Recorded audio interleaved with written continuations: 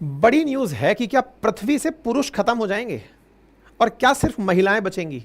अब आप पूछेंगे सर शुभ शुभ बोलो, ऐसा क्यों कह रहे हो। वैज्ञानिकों का कहना है कि जो वाई क्रोमोसोम है जिसकी वजह से ये पता चलता है कि ये व्यक्ति पुरुष बनेगा ये महिला बनेगी, वाई क्रोमोसोम पर संकट आ पड़ा है। अब ये क्रोमोसोम क्या होता है, क्रोमोसोम पर संकट आ गया, ऐसे क्या मतलब है, ये सारी बातें आज के सेशन में डिटेल से हम लोग डील करने वाले हैं। खबर है कि दुनिया में से वाई क्रोमोसोम धीरे धीरे खत्म हो रहा है और अगर वाई क्रोमोसोम जो ये लिंग निर्धारित करता है कि बच्चा पुरुष बनेगा या महिला, अगर वाई क्रोमोसोम ही खत्म हो जाएगा तो क्या आने वाले समय में पुरुष खत्म हो जाएंगे। इसी को लेकर का आज का सेशन है। तो बहुत सी बातें समझनी है कि वाई क्रोमोसोम क्या होता है, कैसे जेंडर डिसाइड होता है, कौन सा वो जीन है SRY, वो जीन क्या है जिसके चलते ये पता चलता है और किस तरह से पुरुष का निर्माण होता है, कौन से वो हार्मोन्स हैं।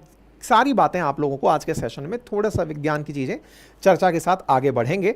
सुर्खियां दुनिया भर के अखबारों में हैं कि ह्यूमन का वाई क्रोमोसोम विलुप्ति के कगार पर है, लेकिन कुछ जगह पर यह मतलब कहते हैं ना उम्मीद की किरण बाकी है, लेकिन कितनी सही है वो उम्मीद की किरण की, ऐसा है आज के सेशन में चर्चा करने वाले हैं। ठीक है, न्यूज़ है कि क्या दुनिया वाई क्रोमोसोम्स को धीरे धीरे खो रही है, इसके ऊपर जानकारी है। मैंने जैसा आपसे कहा क्रोमोसोम जानना जरूरी है, तो पहले क्रोमोसोम समझाएंगे, पर थोड़ा सा पहले न्यूज़ जान लेते हैं। वाई क्रोमोसोम जो कि सेक्स डिटरमाइन करता है ह्यूमन के अंदर और मैमल बेबीज के अंदर, वो धीरे धीरे डीजनरेट हो रहा है और वो कुछ सालों के अंदर खत्म हो जाएगा, ऐसा वैज्ञानिकों का मानना है। अब इसमें फ्यू मिलियन ईयर्स लिखा हुआ है। फ्यू मिलियन ईयर्स में से आप में से कुछ लोग कहेंगे अरे सर अभी तो लाखों साल बची हैं, चिंता की क्या बात है।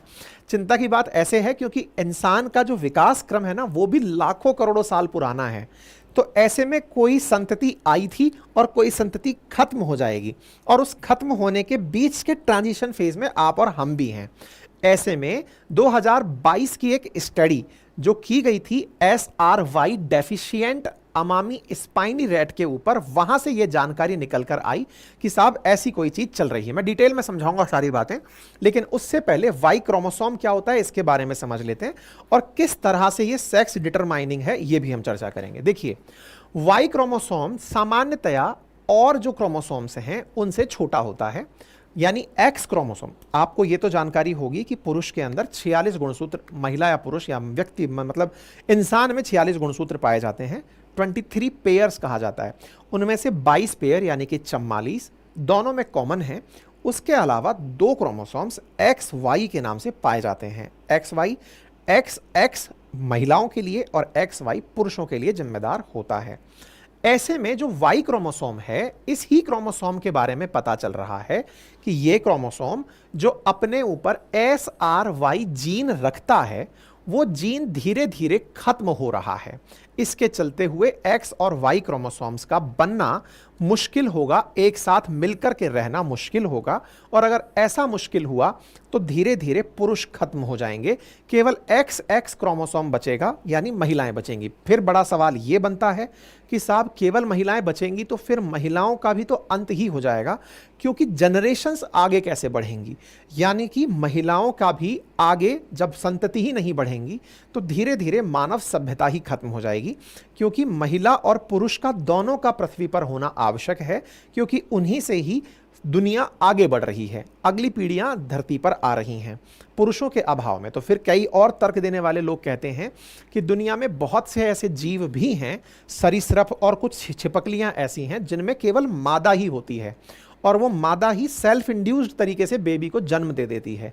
तो क्या ऐसा संभव है कि धीरे धीरे आने वाले समय में महिलाएं स्वतः ही बिना वाई क्रोमोसोम की आवश्यकता के ही बेबी को जन्म दे देंगी? ये सर्व विज्ञान के गर्भ में छुपी हुई बातें हैं जो कयास के माध्यम से ही सामने आ सकती हैं। लेकिन उससे पहले थोड़ा सा हम क्रोमोसोम के बारे में जान लेते हैं। देखिए, किसी भी व्यक्ति के शरीर में मतलब जनरली कोशिकाओं को दो भागों में बांटा जाता है, प्रोकैरियोटिक और यूकैरियोटिक। आप और हम यूकैरियोटिक कोशिका वाले लोग हैं। इनके अंदर एक केंद्रक होता है, केंद्रक में न्यूक्लिक मटेरियल होता है।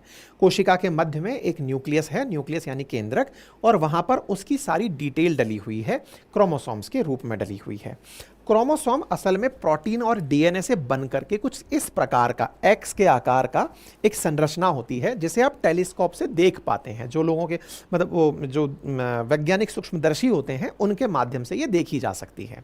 डीएनए से बनी इस संरचना में बहुत सारा जेनेटिक मटेरियल इकट्ठा रहता है।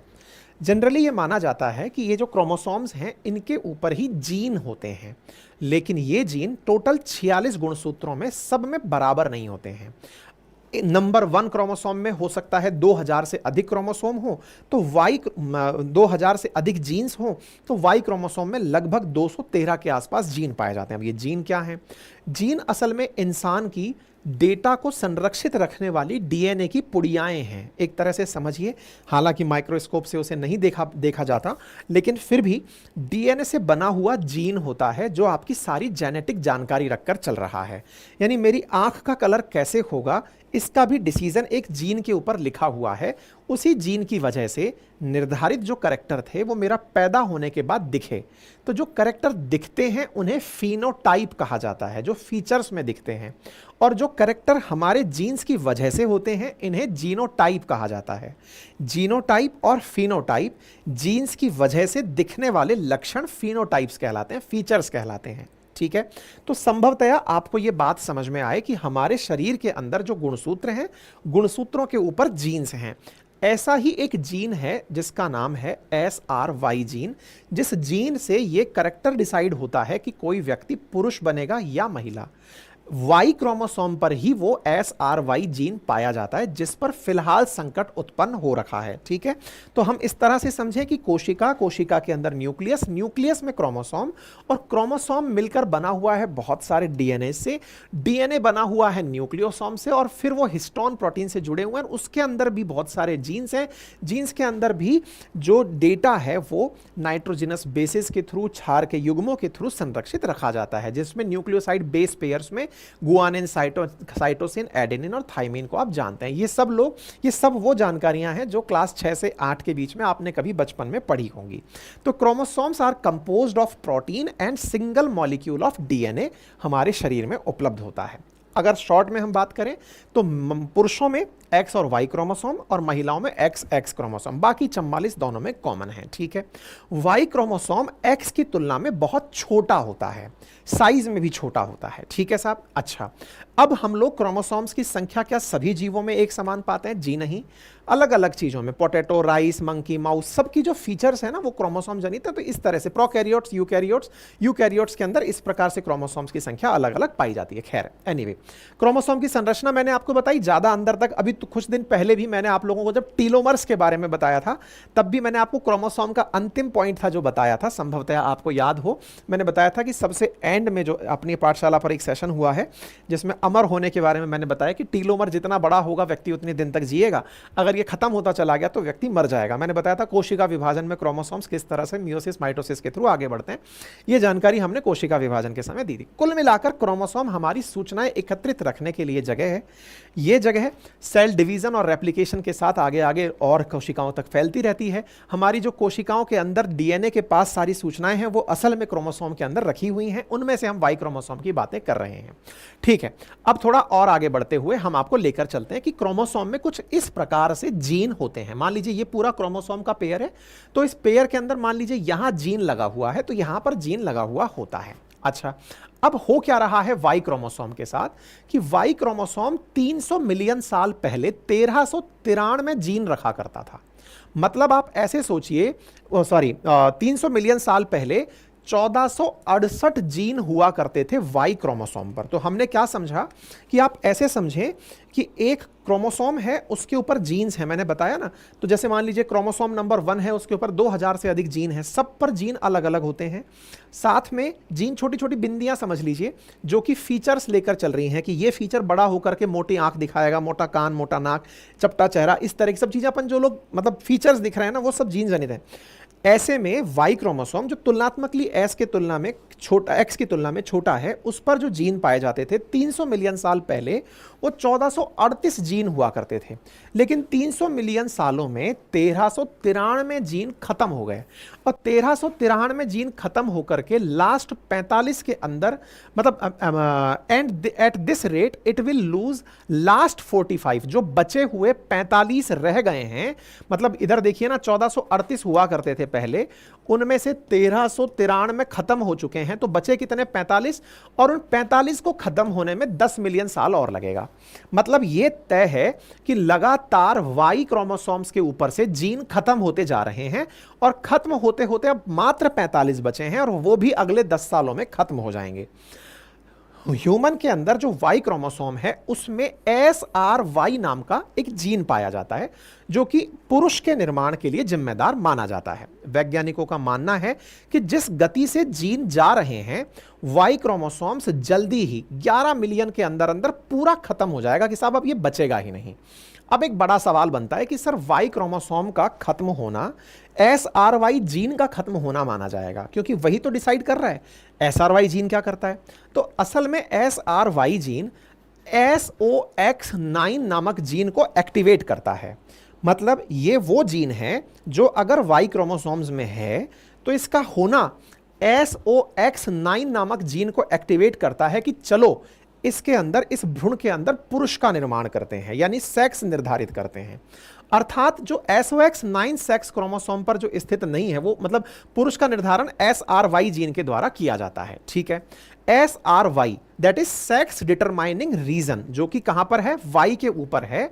यह क्रूशियल जीन है जो वाई क्रोमोसोम के ऊपर पाया जाता है, और विशेष रूप से पुरुषों के अंदर, मतलब जितने भी स्तनधारी हैं उनके अंदर यह चीज पाई जाती है। इसका प्राइमरी फंक्शन है कि यह मेल कैरेक्टरिस्टिक्स को डेवलप करता है।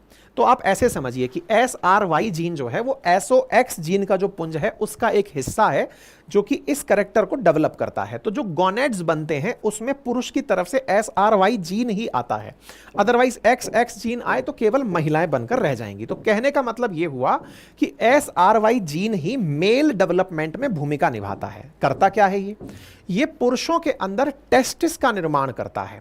जो टेस्टिस निर्माण होता है SRY जीन के प्रोटीन के एक्टिवेट होने से, वो जो टेस्टिस बनते हैं, उन टेस्टिस के बनने के बाद मेल हार्मोन का काम भी ये शुरू करवाता है। सबसे पहले टेस्टिस बनेंगे SRY जीन से, उसके बाद में मेल हार्मोन्स, और मेल हार्मोन्स में भी दो हार्मोन्स, एक है टेस्टोस्टेरोन हार्मोन और दूसरा है एंटीमुलेरिन हार्मोन। टेस्टोस्टेरोन हार्मोन पुरुष के लक्षण विकसित करता है, और एंटीमुलेरिन हार्मोन महिलाओं के जो पुरुषों में लक्षण आ सकते हैं, जैसे ओवेरी का विकास होना या फैलोपियन ट्यूब का विकास होना, उन्हें अवरुद्ध करता है। महिलाओं के कैरेक्टर पुरुषों में विकसित ना हो जाएं, इसी वजह से एंटीमुलेरिन हार्मोन पुरुषों के अंदर पाया जाता है। अगर यह हार्मोन की कमी है तो महिलाओं के कैरेक्टर पुरुषों में भी आने लगते हैं। ऐसे ही टेस्टोस्टेरोन, चूंकि टेस्टिस बने हैं तो टेस्टोस्टेरोन के बारे में कहा गया कि यही जीन है जो कि टेस्टोस्टेरोन को एक्टिवेट करता है, जिससे male character, male reproductive system जैसे penis, prostates and secondary male characters जैसे muscles growth and body hairs इसकी वजह से विकसित होते हैं। तो सोचकर देखिए कि यह किस तरह से इस कार्य को करता है। अच्छा, अब चर्चा किस बात की हो रही है कि भाई इंसान तो धीरे धीरे वाई क्रोमोसोम खोता जा रहा है, लेकिन वैज्ञानिक लगातार इस खोज में है कि अगर वाई क्रोमोसोम चला गया तो SRY जीन भी चला जाएगा। क्या कुछ ऐसी प्रोग्रेस दिख रही है क्या कि कुछ और ऐसे जीन डेवलप हो जाएंगे आने वाले टाइम पर जो कि पुरुषों का मतलब भूमिका निभा देंगे? जरूरी नहीं है ना कि यही सेक्स डिटरमाइनिंग जो प्लेस है यही करता रहेगा, कोई और भी हो सकता है। तो बोले ऐसे में उम्मीद जगती है एक स्पाइनी रैट के अंदर, जो कि ह्यूमैनिटी के लिए एक उम्मीद लेकर आया है। उसमें यह देखा गया कि उसका जो SRY जीन था, ये 2022 की नेशनल एकेडमी ऑफ साइंस की एक प्रोसीडिंग है, उसके अंदर एक पेपर पब्लिश हुआ। उसमें यह था कि जो स्पाइनी रैट है, that is a rodent species जो जापान में पाई जाती है, उसने एक अल्टरनेटिव जीन डेवलप कर लिया है, जो कि वाई क्रोमोसोम के खत्म होने के बावजूद भी पुरुष निर्माण कर सकता है, यानी पुरुषों के विकास में यह जीन बहुत बड़ी भूमिका निभा सकता है। तो आप देखें, मेमल सेक्स मतलब क्रोमोसोम्स के खत्म होने पर भी उस पर्टिकुलर चूहे के अंदर यह पाया गया, मतलब जापान में पाए जाने वाली चूहे की जनजाति में यह पाया गया कि वो लोग फिर भी SRY जीन के एब्सेंस में भी पुरुष बना ले जा रहे हैं। रिसर्चर्स का कहना था कि वाई क्रोमोसोम्स जीन जो स्पाइनी रैट के अंदर थे, उन्हें रिलोकेट किया गया अदर जीन्स के अंदर, अदर क्रोमोसोम्स के अंदर, और उन्होंने पाया कि एक स्मॉल डीएनए डुप्लीकेशन हुआ उसी SOX जीन के पास क्रोमोसोम नंबर 3 पर, जो कि पुरुषों के लिए जिम्मेदार था, और उसने एक्टिवेट कर दिया SOX को ताकि वो SRY जीन का काम कर सके। यानी वैज्ञानिक तो लगातार क्रिएटिविटी करते रहते हैं। उन्होंने कहा एक बार हटा के देखते हैं, अगर SRY जीन हट गया तो क्या SOX नामक जीन है वो एक्टिवेट हो पाएंगे। तो बोले साहब ऐसा करते हैं कि इनके लिए अपन एक बार हटा के देख लेते हैं।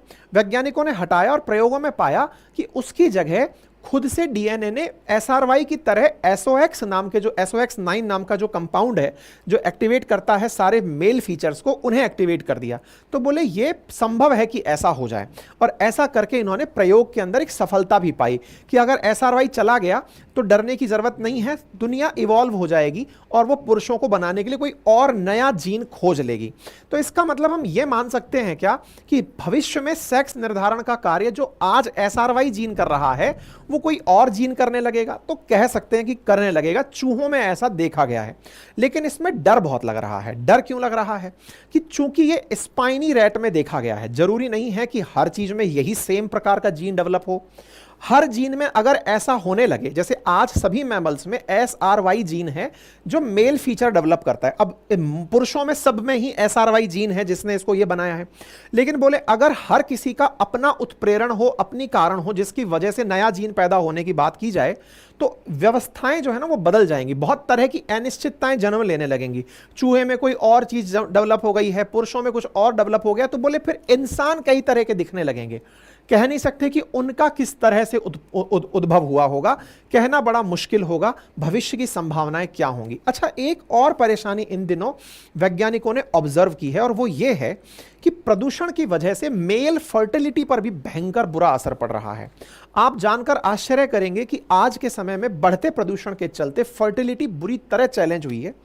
आज के समय आवश्यकता बन गई है, लोग अपने एग और स्पर्म को फ्रीज करा के रख रहे हैं कि भाई अभी तो हम जवान हैं, सुरक्षित रख लेंगे। पता चल रहा है कि 30 साल बाद जब हम 35 साल के बैठेंगे, उस समय बच्चा करने का सोचेंगे तो पता चले कुछ नहीं हुआ। आपको जानकर आश्चर्य होगा, आप बढ़ते हुए अगर ट्रेंड देखें तो आप क्या पाएंगे ना कि इस समय पर दुनिया भर के IVF centres, in vitro fertilization वाले जो सेंटर्स हैं वो आपके शहर में खुल गए हैं। आपके हर छोटी छोटी जगह पर IVF क्लिनिक खुल गए हैं। आप सोचकर देखें कि वो क्यों खुल रही हैं। क्योंकि बच्चा नॉर्मली कंसीव नहीं हो पा रहा है, माताओं को दिक्कत आ रही है, पुरुषों को दिक्कत आ रही है। माताओं के लिए बेस्ट एग नहीं बन रहा है, पुरुषों में सीमन काउंट या स्पर्म काउंट कम हो गया है। ऐसे में बच्चा कंसीव करना एक बड़ी दिक्कत बन गई है। और रिसेंटली पिछले कुछ सालों के अंदर सीमन की कंसंट्रेशन या जो शुक्राणुओं की संख्या है उसमें बहुत ज्यादा अंतर देखने को मिला है। कहते हैं कि शुक्राणु की सांद्रता अगर 40 मिलियन प्रति मिलीलीटर से कम है तो यह प्रजनन क्षमता को प्रभावित कर सकती है। 1973 से 2018 के बीच में जो शुक्राणुओं की कंसंट्रेशन थी वो 51.6% की गिरावट देखी है। मतलब ये समझिए कि जहां पहले शुक्राणुओं की कंसंट्रेशन 101 मिलियन प्रति मिलीलीटर हुआ करती थी, वो अब 49 मिलियन मिलीलीटर तक आ गई है। स्पर्म काउंट भी 62% गिर गया है। 1970s के बाद में जो शुक्राणुओं की एकाग्रता है वो हर साल 1.16% के हिसाब से गिर रही है, और साल 2000 के बाद 2.64% के हिसाब से गिरने लगी है। और ये ऑक्सफोर्ड एकेडमिक्स के अंदर छपी हुई खबर है जिसको हम लोग आपके साथ में बता रहे हैं। मतलब ये सोचकर देखिए, 1973 से 2018 के बीच बढ़ते पॉल्यूशन के कारण जो स्पर्म काउंट है वो प्रति साल के हिसाब से 1.2% गिर रहा है। That will causes fragile fertility, यानी कि बच्चे ही पैदा नहीं हो पा रहे हैं। बचने के लिए लोग इनिशियल एजेस में ही अपने स्पर्म को फ्रीज करा रहे हैं। एग फ्रीजिंग कॉमन हो गया है। अब इसी तरह से स्पर्म फ्रीजिंग चल रहा है, हालांकि वो अभी बड़ा सॉल्यूशन नहीं बना है, उसमें भी बहुत सारे चैलेंजेस हैं क्योंकि ये बहुत ही एक्टिवेटेड सेल्स हैं, वो लंबे समय तक जीवित नहीं रह पाती, लेकिन ये देश के लिए, दुनिया के लिए बड़ी चुनौती बन रहा है। तो मानव सभ्यता निरंतर अपने ही कर्मों से निरंतर चुनौतियां पा रही है, ये तो सत्य है, लेकिन इसका भविष्य क्या होगा ये आने वाला समय बताएगा। जानकारी पसंद आई हो तो साथियों के साथ जरूर साझा करें, चैनल पर नए हैं तो सब्सक्राइब कर लें।